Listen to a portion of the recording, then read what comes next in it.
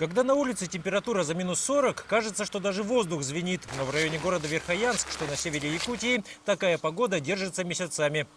44,8 сейчас в данное время. Экстремальный период энергетики и коммунальщики называют сезоном пиковых нагрузок. Это когда оборудование на пределе. Сейчас на Верхоянской дизельной электростанции в работе сразу 3 двигателя. Столько же в резерве на случай аварии. Дежурный персонал постоянно держит на контроле состояние каждого из них. 63 неделю было.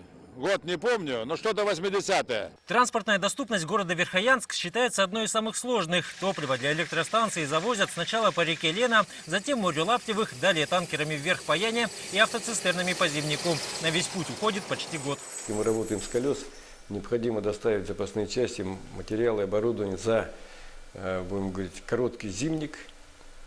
Практически с января по апрель месяц и за короткую навигацию арктическую. В итоге 1 киловатт на Верхоянской ДЭС обходится в 25 рублей 76 копеек. Но даже это не предел. Абсолютный рекорд принадлежит ДЭС в Сутчино. Здесь киловатт стоит 371 рубль 14 копеек. Всего в Якутии 144 таких станции. Себестоимость выработки электроэнергии на этих дизельных станциях на 2016 год составляет 35 рублей 80 копеек. Но и этот запредельный тариф энергетики Якутии считают своим достижением. Он мог быть в 2 раза выше, если бы не миллиарды рублей инвестиций в последние годы. Сегодня уже во многих поселках экономичные модульные станции. На помощь призвали даже энергию солнца. Ежели, значит, 8 лет назад мы завозили 160 тысяч тонн дизельного топлива для энергетики децентрализованной, то сейчас, благодаря нашей совместной работе, мы уже завозим 80 тысяч тонн, в 2 раза сократили. Впрочем, почти 36 рублей за киловатт не сможет осилить ни один потребитель, поэтому приходится делить его на всех по 6 рублей. Выходит в 2 раза дороже, чем в соседних областях. Колоссальная нагрузка на крупные промышленные предприятия. В год они переплачивают за электроэнергию около 7 миллиардов рублей. Эти затраты на содержание северной энергетики экономисты Якутии предложат взять правительству России. Таким будет один из ответов на поручение президента Владимира Путина ликвидировать перекрестное субсидирование. Мы предложили создать казенное предприятие. То есть так же, как казенное предприятие аэропорты Севера у нас существует сегодня, то есть прецедент был создан тогда. Вот, в таком случае все локальные сети, которые получают электроэнергию от дизельных электростанций, они должны войти в это большое предприятие и под полномочия и ответственность органов государственной власти Российской Федерации. Причем делать это нужно быстро. Благодаря новым линиям, пришедшим из Амурской области, у бизнеса появился выбор. Якутскэнерго уже потеряла Якутуголь, Алдан-Золото и ряд других, которые ушли на оптовый рынок. На очереди Алроса. Тем временем и сам Якутск готовится войти в единую сеть России благодаря построенной линии Куранах-Мая.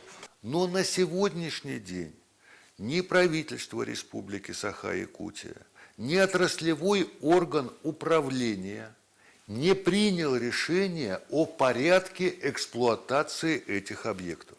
У правительства Республики Саха-Якутия своя правда.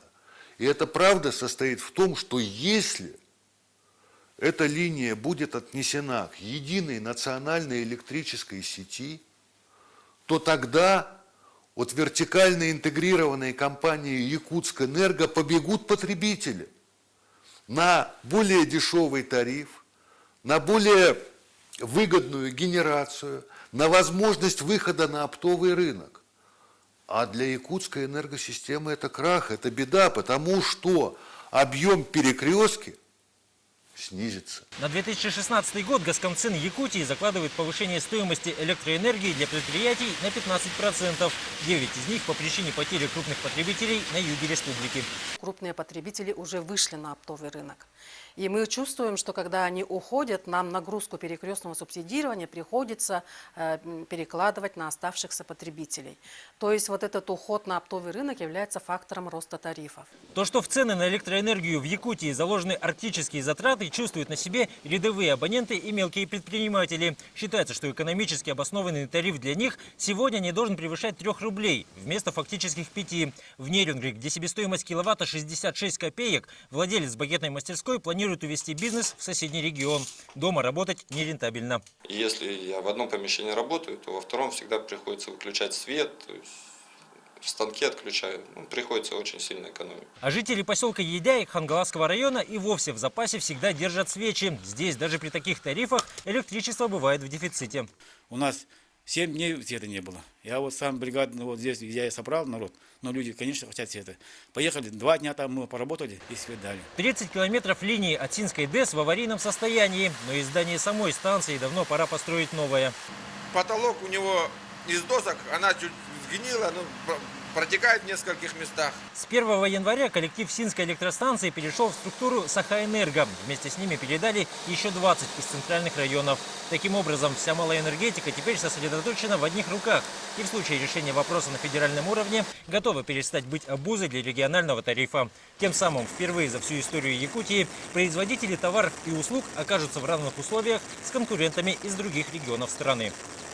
Финансировать арктическую энергетику правительство России собирается недолго, всего 12 лет. Поэтапно снижая субсидии с 95% до нуля.